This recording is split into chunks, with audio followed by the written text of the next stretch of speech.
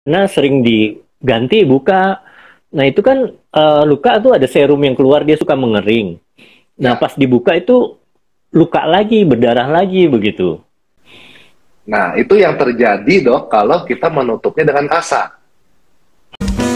Tampil cantik, percaya diri dengan Cat Beauty. Mungkin Dokter Adi bisa memperkenalkan diri lagi nih. Oh Dokter iya Adi iya baik. spesialis luka ya. Jadi Ya.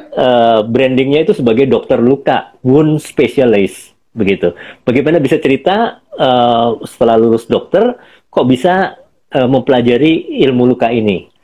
Iya dok, jadi dulu itu saya murid dokter Greg di FKUI tahun 2003 ya dok ya, saya masuk FKUI, kemudian saya mendalami ilmu ini sebetulnya awalnya karena saya melihat, awalnya nggak tahu, nggak kenal, tapi karena saya dulu sempat baru lulus itu mendampingi Prof. Sidartawan, bantu beliau, praktek, asistensi beliau, beliau itu kan pakar endokrin ya dok, ahli diabetes yang Hmm. sering merawat luka-luka diabetes. Nah, beliau itu yang salah satu orang yang mendorong saya untuk mendalami secara khusus ilmu ini gitu. Beliau yang ngasih tahu saya bahwa di luar negeri itu ternyata ilmu ini sudah berkembang dan banyak ahli luka. Jadi sesuatu yang buat saya dulu aneh ternyata memang betul dok saat ini berkembang sekali walaupun di Indonesia masih minim peminat ya. Moga-moga di kemudian hari banyak yang mau ikut terjun langsung dan mendalami ilmu ini karena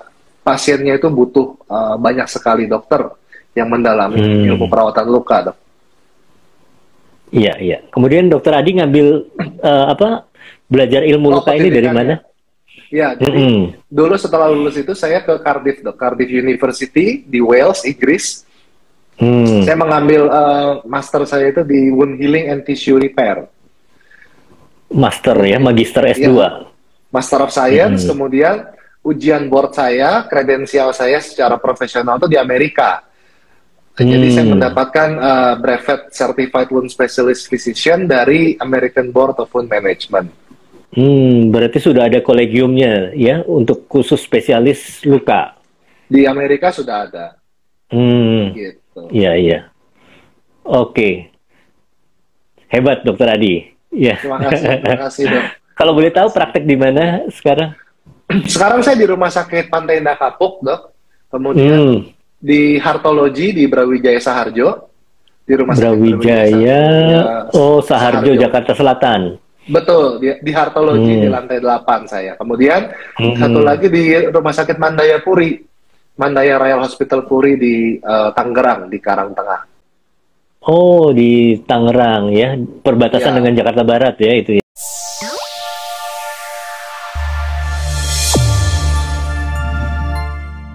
Kita lanjut aja. Jadi kenapa luka itu lebih bagus hasilnya ditutup daripada dibuka, begitu ya?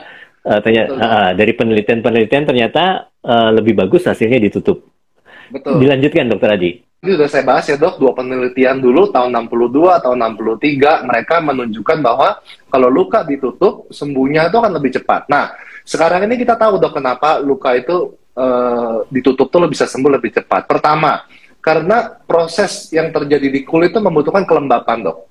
Jadi secara alami Hmm, kulit kita itu karena kandungannya air mostly, dia harus berada dalam suasana lembab juga, yang sehat adalah kulit yang lembab, sehingga dengan ditutup, kita jaga kelembapannya, semua proses aktivitas sel yang terjadi yang menunjang penyembuhan luka itu bisa berlangsung dengan optimal. Itu yang pertama.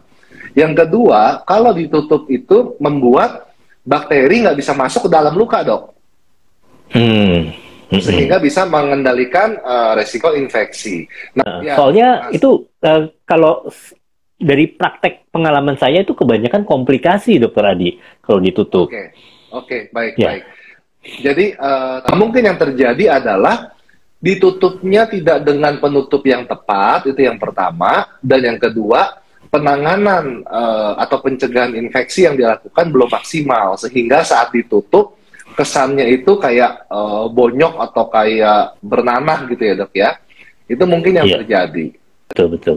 Nah, itu kalau misalnya ditutup, diperban, Ya, ya, katanya kan, itu apakah tiap 3 hari harus ganti perban?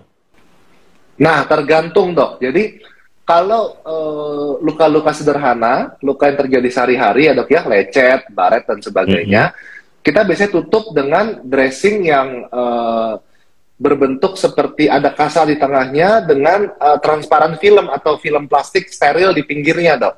Ada banyak brand yang seperti itu. Saya suka anjurkan itu sehabis mandi dok, sehari 2 kali diganti nggak apa-apa. Karena dikhawatirkan mandi membuat dia terkena air lukanya gitu. Tapi kalau luka-luka serius yang kompleks, yang sulit ya dok ya, kayak diabetes dan sebagainya itu, kita menggunakan dressing khusus dok. Seperti berbahan foam atau hidrokoloid gitu ya. Itu bisa kita biarkan 3-5 hari nggak masalah gitu. Iya.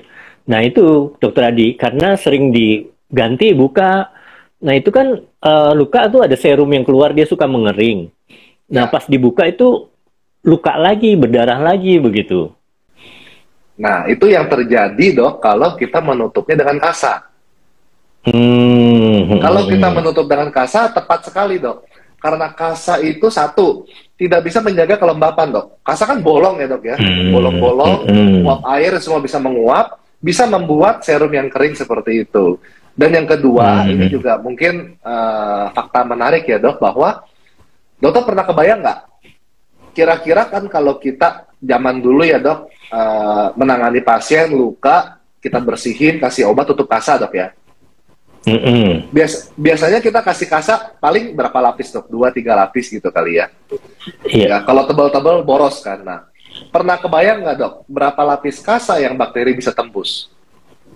Kalau bakteri itu, kasa itu lubangnya besar banget, jadi pasti dengan mudah bisa tembus. Nah, betul. Jadi udah ada studinya tuh dok. Udah ada penelitiannya ya, bakteri itu bisa menembus sampai 64 lapis kasa. Ya, jadi kita sangat tidak disarankan menutup luka dengan kasa karena sebab-sebab tadi gitu. Iya. Jadi kalau pakai dressing yang betul itu tadi, dia tidak itu ya, serumnya tidak mengering, tidak terbentuk krusta. Tidak, karena dijaga lembab dok, itu kuncinya. Nggak boleh kering, nggak boleh basah, dia harus lembab. Dengan lembab itu, karena gini dok, kalau sampai terbentuk krusta tadi, serum yang mengering atau darah yang mengering, nanti pertumbuhan epitel dok, atau epitelisasi, itu harus menggali di bawah krustanya dok. Dia tidak bisa berjalan di atas permukaan luka. Itu yang menyebabkan waktunya lebih lama, energi yang dibutuhkan juga lebih banyak gitu, ketimbang kalau lukanya lembab, dia bisa meluncur aja di atas permukaan luka gitu. Oke. Ya, kalau sufratul itu bahan apa tuh? Apa masih dipakai? Nah, itu kita sebut contact layer dressing ya dok. Contact layer dressing atau tule dressing itu basically sebetulnya kasa dengan antibiotik atau antiseptik. Ada yang menggunakan antibiotik seperti tadi dokter sebutkan, sufratul, dariatul. Ada yang menggunakan antiseptik, chlorhexidine. Sama tule juga. Untuk contact layer dressing sebetulnya sudah tidak begitu disarankan karena kalau hanya pakai tule kemudian kita tutup kasa, yang ada akan tetap kering dan tulenya itu nempel kan dok. Ke luka gitu. Ke luka itu pasti nempel.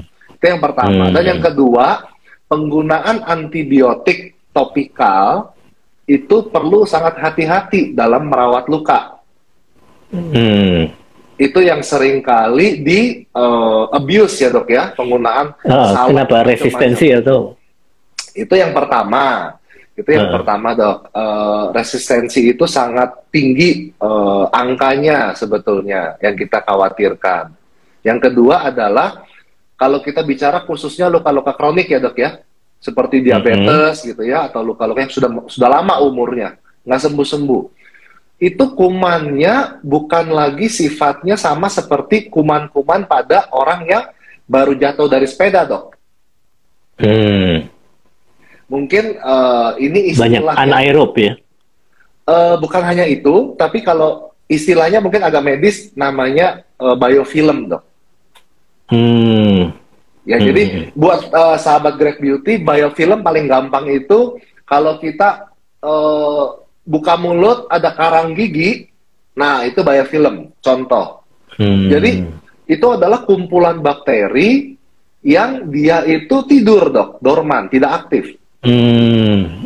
Berbeda dengan bakteri-bakteri yang bebas pada infeksi-infeksi baru gitu ya. Nah, kita ini sekedar informasi, antibiotik itu hanya efektif untuk bakteri yang bebas bergerak aktif, bermetabolisme aktif, berkembang biak aktif. Sementara bakteri yang tidur seperti biofilm itu tidak bisa dibunuh oleh antibiotik. Jadi perlu strategi yang lain gitu, Dok. Kalau ada luka, ya lumayan ini ya, lecetnya lumayan agak parah, itu sebaiknya bagaimana? Jadi salep antibiotik tidak disarankan, tapi oral aja begitu ya?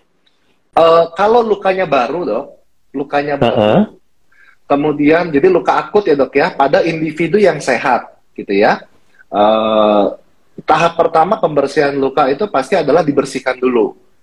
Nanti kita akan bahas ya, Dok ya. Jadi tahapnya adalah pertama kita bersihkan dengan baik. Yang kedua adalah kita berikan sesuatu topikal. Suaranya terputus lagi, Dokter Adi. Halo, Dok, sudah jelas? Iya, iya sudah. Ya, jadi pertama kita bersihkan. Yang kedua adalah kita berikan topikal, ya, Dok ya. Nanti kita tinggal lihat kondisi lukanya apa, menyesuaikan, kemudian kita tutup. Itu tahapan yang ketiga.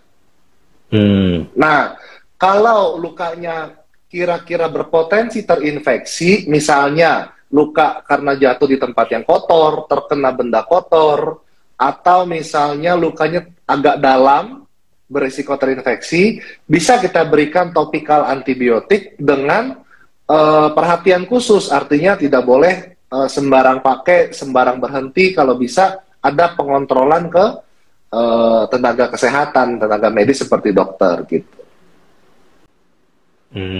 Iya, iya.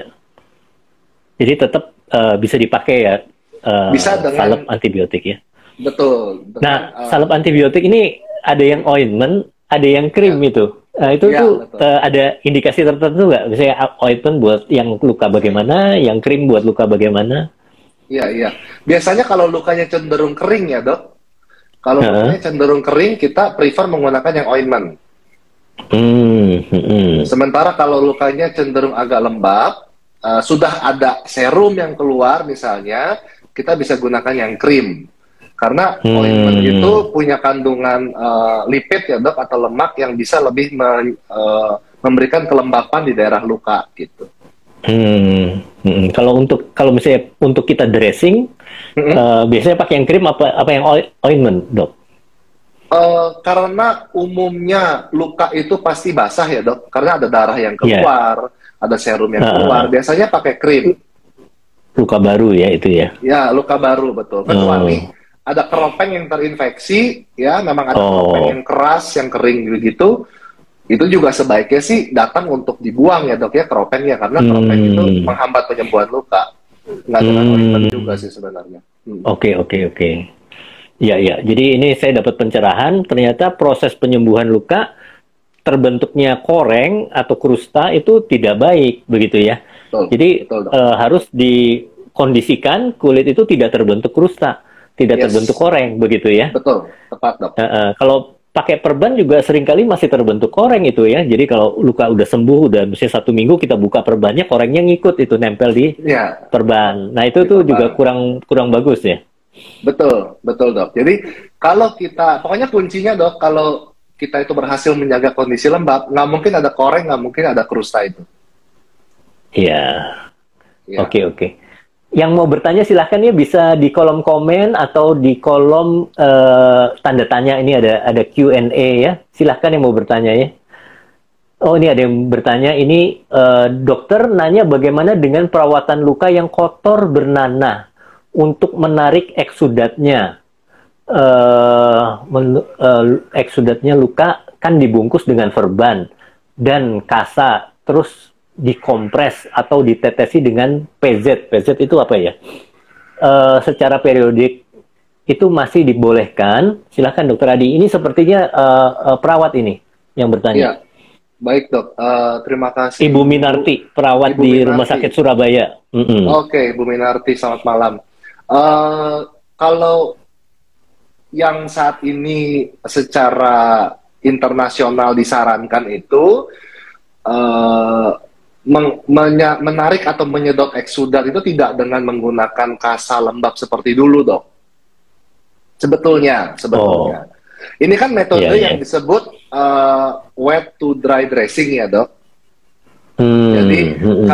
kasa itu dibasahkan, kemudian dia akan menarik cairan atau nanah dan sebagainya. Nanti kita cabut, lakukan lagi. Nah, itu banyak kendala sebetulnya. Yang disarankan itu menggunakan dressing khusus, dok. Absorben ada, dok. Dari bahan Hmm, alginat, kalsium alginat, atau dari hmm, bahan hydrofiber. Tapi memang hmm. harganya lumayan gitu. Jadi kalau Itu Hah? ditempelkan dalam waktu lama atau hanya untuk di dep-dep saat itu Eh, saja? ditempelkan, dok, bisa 3 sampai 5 hari bisa. Oh, oke, oke. Bisa sampai 3 sampai 5 hari. Nah, tapi kalau situasi kerjanya nggak memungkinkan untuk mengakses dressing seperti itu, bisa kita gunakan kasa kompres dengan kasa lembab, tapi harus diganti berkala. Satu hari bisa mungkin 3, 4, sampai 5 kali gitu. Hmm, Karena hmm, kuncinya hmm, jangan sampai jadi kering, dok. Kalau dalam kondisi lembab hmm, terus, kita kontrol, ya apa boleh buat masih bisa kita lakukan gitu. hmm. Oke. Iya, Dokter Adi. Ini satu lagi nih yang sering ditanyakan ibu-ibu, kalau anaknya luka itu pertolongan pertamanya bagaimana? Kalau dulu Ya, kan pakai merkurokrom, obat merah, kan sekarang sudah dilarang, tidak boleh. betul, Nah, betul. sekarang ada povidone iodine ini. Ya, ya, ya. Nah, saya dengar-dengar juga ada syarat dan ketentuannya nih, Dokter Adi. Iya, betul, betul. Jadi kalau kita Hah. baca labelnya povidone iodine, dok, itu tertulis bahwa hati-hati pemakaiannya anak di bawah usia 2 tahun, ibu hamil menyusui, atau penderita yang punya gangguan Hmm, tiroid. Itu harus hati-hati, karena walaupun mungkin jumlahnya sedikit, tapi ada kadar yang kecil bisa diserap, dok, kalau penggunaannya banyak dan hmm, dalam jangka waktu lama.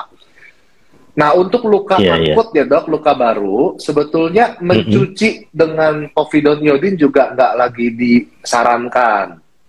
Hmm, Kenapa? Karena yang pertama, povidone iodine itu, dok, secara kimiawi dia sangat mudah bereaksi dengan protein, dok, seperti darah, hmm, seperti mm-mm, serum.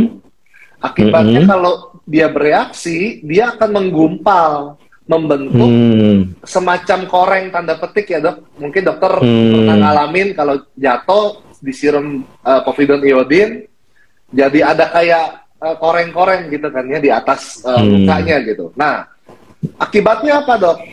Sebagian besar povidone iodine berkumpul dengan protein, dengan darah membentuk koreng. Jumlah iodin bebasnya jadi sedikit yang untuk membunuh kuman.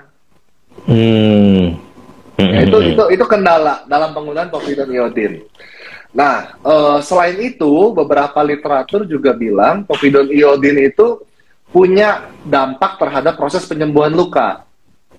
hmm, Jadi tidak mm-mm, sepenuhnya aman untuk proses penyembuhan luka. Nah, yang hmm, dianjurkan itu sekarang penggunaan antiseptik ya, dok, yang bahannya mm-mm, itu misalnya PHMB misalnya. Ini yang cukup sudah hmm, mulai marak dipakai nih. mm-mm, Polyhexamethylbiguanide. hmm, PHMB itu dia spesifik, dok, hanya berikatan dengan bakteri, dia nggak berikatan dengan jaringan lain, makanya warna kulit juga tetap nggak berubah. Kalau pakai povidone iodine kan kulit kita bisa jadi kecoklatan gitu ya, dok ya, atau kekuningan, kemerahan gitu hmm, ya. Kalau mm-mm, pakai PHMB tidak, dan dia aman untuk hmm, jaringan sehat, itu kuncinya, dok. iya, iya.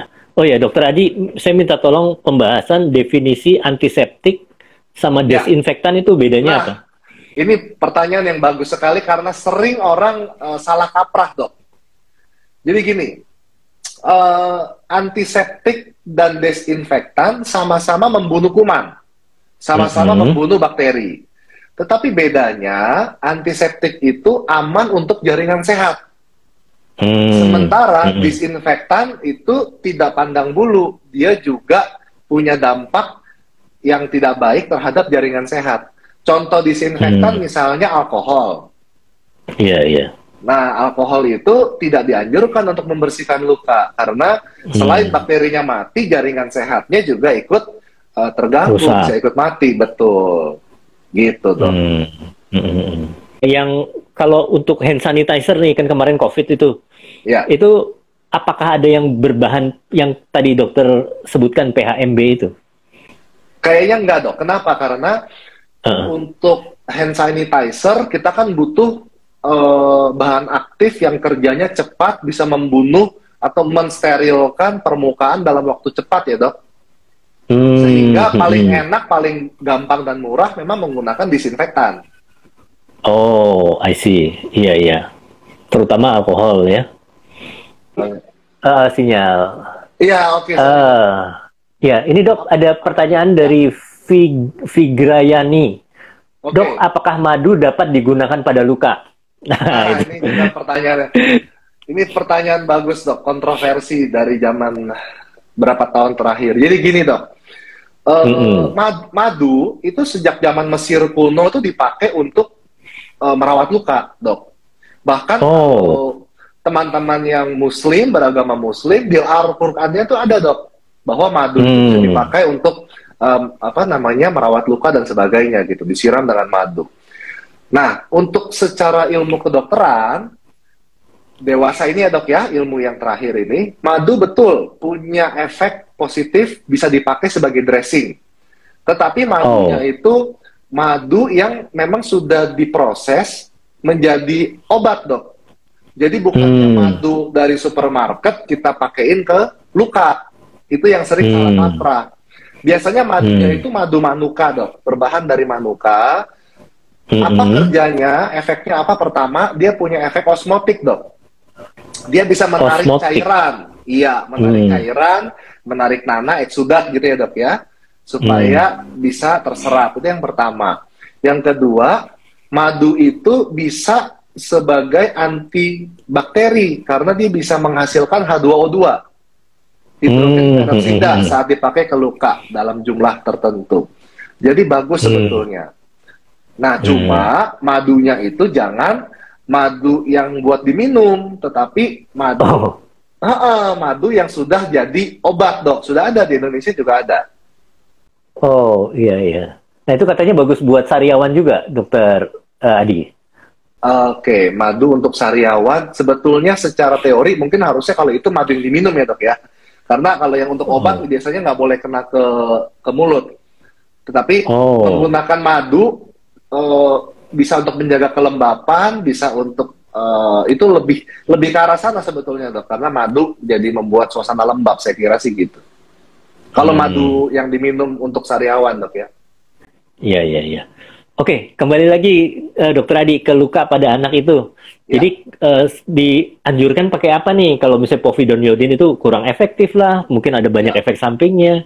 Ya, paling aman dok kalau nggak punya antiseptik berbahan PHMB, bisa menggunakan air steril kalau bisa ya dok ya, NaCl steril, atau kalau nggak ada ya air minum kemasan aja dok. Kalau namanya kepepet ya, nggak masalah.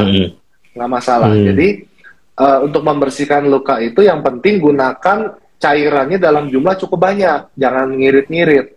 Karena apalagi kalau lukanya kotor ya dok, luka di tanah atau di aspal itu harus kita bersihkan betul-betul dengan kasa steril dan dengan cairan dalam jumlah banyak supaya kotorannya bisa lepas. Jadi kalau mau steril, cairan infus NaCl aja bisa ya? Betul, betul. Atau kalau sulit ya gunakan apa adanya, yang penting air bersih atau air minum. Nah kemudian setelah kita bersihkan, kita bisa gunakan topikal antibiotik salep dok. Kalau lukanya baru, tujuannya supaya infeksinya terkontrol dan bakteri dari air tadi yang mungkin tidak steril bisa juga dikontrol dengan antibiotik salep gitu. Dan jangan kemudian dressing, iya, wajib ditutup.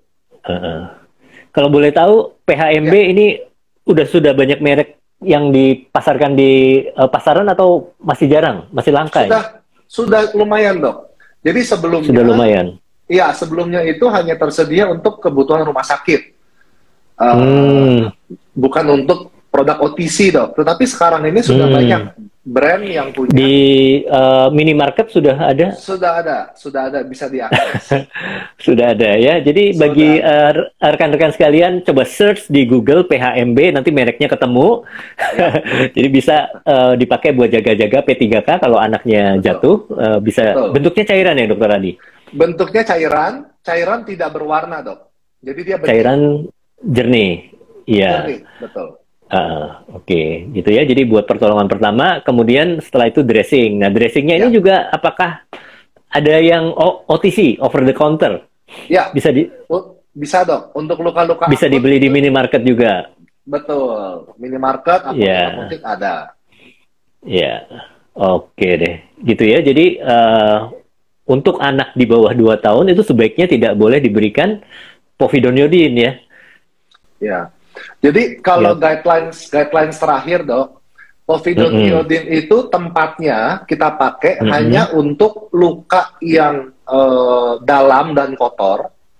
Misalnya Hmm. luka tusuk dok, pisau misalnya, luka Hmm. tusuk, luka luka apa? Luka senjata tajam begitu misalnya ya, dalam Hmm. dan kotor. Hmm. Dan satu lagi luka gigitan binatang.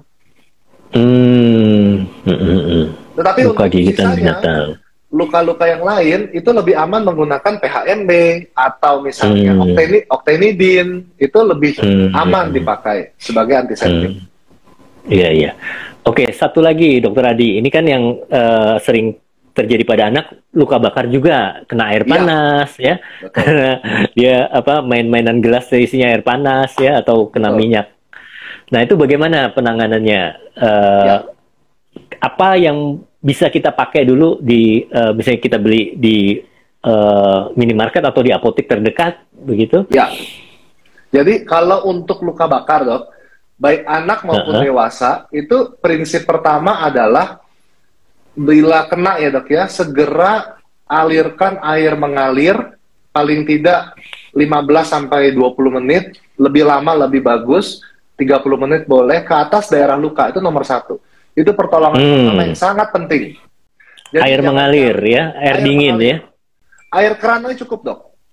Oh, air keran, iya. Ya, Heeh. justru jangan terlalu dingin karena nanti perubahan Hmm. suhu yang mendadak bisa membuat kulitnya tuh shock gitu. Malah jaringannya jadi tidak baik, malah Bu- rusak. Iya, rusak. Iya. Terus Jadi kemudian apa jangan lagi, Dokter Adi? setelah dialirkan air mengalir, kemudian dikeringkan, dibersihkan dan kaca steril, baru kalau misalnya ada salep antibiotik di rumah, boleh dipakai dulu, kemudian ditutup jangan lupa. Nah kalau yang kepepet dok di dapur misalnya luka bakar cukup luas gitu ya, Mm-mm. sebelum pergi ke rumah sakit lakukan pertolongan pertama tadi, kemudian bisa menggunakan cling wrap dok, plastik wrap yang untuk ngebungkus makanan. Oh, plastik Nah, wrap. cling wrap itu bisa Celingnya itu dipakai. mereknya ya. Iya betul, bisa dipakai sementara untuk nge-wrap luka sebelum ke rumah sakit. Oh, supaya tidak kekurangan itu, tidak dehidrasi mungkin ya. Supaya lembab, supaya bakteri Supaya nggak lembab. masuk, iya, bisa segera Oke, oke. ke rumah sakit. Nah, itu kan setelah beberapa jam timbul bula tuh, melenting. Iya, Nah, itu iya, bagaimana? iya. Apakah boleh dipecahkan sendiri atau harus dibawa ke klinik? Kalau bule itu kan tandanya luka bakar derajat 2 ya dok. Derajat 2 itu artinya melibatkan kulit dan sedikit jaringan di bawah kulit bagian luar gitu, atau epidermis. Nah, kalau ada bula, sebaiknya jangan dipecahkan sendiri karena takutnya terinfeksi. Jadi, bula itu sebetulnya didiamkan saja, kita tekan tetap dari luar, dia bisa akan diserap sendiri walaupun lebih lama. Kalau mau Jadi dipecah, bula nggak boleh dipecahin sendiri ya. Bula ya, itu betul. melenting ya. Kalau kita Melenting, kena ya. panas itu Ya, melenting, melepuh, melenting begitu ya. melepuh. Betul, betul. Iya, Nanti dipecahkan di dokter atau di rumah sakit gitu. iya. Eh, biasanya ada salep salep itu memang harus etikal semua untuk yang luka bakar ya Dokter Adi ya. Iya, sepertinya ethical semua dok, karena mengandung antibiotik ya. Iya. Kecuali, Jadi yang perlu kita kecuali mungkin yang mengandung antiseptik dok, ada yang mengandung silver kan? Silver sulfadiasin itu saya kira mungkin bukan ethical ya dok ya? tapi masih etikal. Masih ethical ya, karena ada sulfadiasin. Iya. Iya, iya. Iya. Heeh. Kalau pakai pasta gigi boleh nggak, Dokter Adi? Nah, ini yang sering ya dok. Jadi kalau kena air panas, bukannya lari cari air keran, tapi cari ke kamar mandi, carinya odol. Nah, ini yang hati-hati. Kenapa nggak boleh dok? Pertama, kalau kita pakai pasta gigi, memang kita mendapatkan sensasi dingin kan dok? Tetapi dinginnya itu bukan dari panas yang terbuang, tetapi dari mentol atau dari mint yang ada di pasta gigi. Itu yang pertama. Yang kedua, saat kulitnya rusak karena terbakar, kita berikan pasta gigi bahan kimia, itu akan merusak malah jaringan kulit. Jadi jangan Malah dilakukan. merusak. Iya. Iritasi ya. Betul, jangan dilakukan dok. Ya. Oke deh. Jadi untuk anak kecil yang seringkali mengalami luka, itu ada luka lecet terutama, kemudian ada luka bakar, sudah dibahas oleh Dokter Adi semua tadi. Nah, masih ada satu pertanyaan ini Dokter Adi, ini agak sedikit ke arah estetika. Iya. Biasanya beautician atau dokter kulit itu melakukan kauter, elektrokauter. Iya. Nah, memang sih ada beberapa aliran yang itu setelah seperti aging spot ya, setelah di counter tuh langsung dikelopek, itu kan masih jadi kulitnya masih luka. Ya. Ada juga yang enggak. Kalau saya sih alirannya udah biarkan aja, nanti nunggu 3-4 hari ngelupas sendiri supaya Ya. kulit mudanya atau kulit yang masih lukanya itu sudah matang begitu. Ya. Itu nanti Dokter Adi bisa terangkan gimana lebih bagus yang mana. Terus kemudian yang kedua itu Dokter Adi yang ditanyakan Suster Minarti tadi, perlu dikasih krim apa begitu setelah pasca kauter? Oke, baik. Jadi saat dokter melakukan kauter itu kan prinsipnya seperti luka bakar ya dok? Iya. Diberikan thermal, efek panas sehingga jaringannya mati. Nah, sebetulnya kedua aliran itu masuk akal secara medis, dok. Saya terangkan satu-satu. Kalau seperti Dokter Greg, dibiarkan saja, nggak diapa-apain, itu masuk akal. Kenapa? Karena krusta yang terbentuk itu bisa berlaku seperti dressing alami yang menutup jaringan di bawahnya, menjaga supaya dia tetap lembab sampai tumbuh kulit baru dan dia lepas sendiri. Iya. Nah, kalau yang maunya langsung dilepas, itu juga masuk akal. Kenapa? Karena dia mau cepat merangsang epitelisasi di bawah tanpa harus perlu repot-repot seperti tadi saya ceritakan. Kalau ada krusta itu kan prosesnya akan lebih panjang, dan kalau proses penyembuhan luka lebih panjang, dok, potensi berbekas itu pasti akan lebih besar. Jadi kalau nah, itu kan kalau spot-spot seperti itu kecil-kecil tuh kita tidak melakukan dressing, Dokter Adi. Betul, betul. Jadi yang bisa dilakukan kalau pilihannya dokter tidak buka kropengnya, boleh, berarti seperti alamiah begitu. Atau kalau kropengnya dibuka, setelah dibuka itu bisa dioleskan dengan pelembab. Tujuannya supaya, karena nggak ada yang menjaga lagi, kita berikan pelembab supaya tetap terjaga kelembapan di spot-spot tersebut. Betul ya. Mungkin bisa juga antibiotik ointment juga ya. Antibiotik ointment kalau dirasa nggak perlu, karena ada resiko juga ya dok. Ada resiko penggunaan antibiotik itu apabila tidak perlu seringkali malah jadi mubazir. Jadi kadang-kadang kalau lukanya kecil, itu kan kauter kan nggak besar ya dok ya, banyak tapi tidak besar gitu ya. Dengan kita berikan pelembab aja biasanya sih cukup. Pelembab biasanya saja. Cukup. Pelembab saja bisa cukup. Kecuali agak dalam ya dok. Kecuali kauternya agak dalam, mungkin boleh diberikan antibiotik topikal gitu. Iya.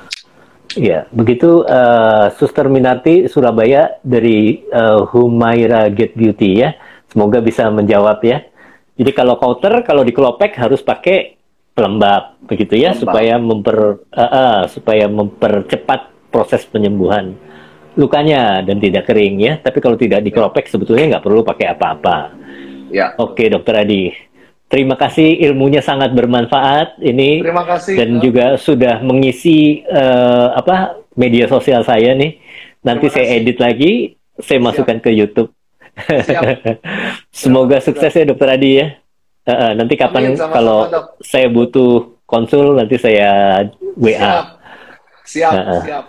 Oke, ada lagi mungkin, mohon maaf nih Dokter Adi, ada pertanyaan lagi. Izin Oh bertanya iya, iya. dokter, kalau caranya untuk merawat luka pasca operasi diabetes gimana dok? Kebetulan kakak saya baru selesai operasi udah 4 hari. Ada pertanyaan dari Bu Anissa di Kendari. Ya, Bu Anissa, jadi kita harus tahu ya dok, ini operasi apa. Kemudian apakah operasi ini dijahit primer ya dok ya, atau masih dibiarkan atau kita lakukan perawatan luka secara terbuka atau secondary intention healing. Ini juga kita harus tahu. Kalau dijahit primer atau dijahit semua lukanya, ya biasanya dengan pembersihan setiap hari saja cukup, tidak perlu perawatan khusus.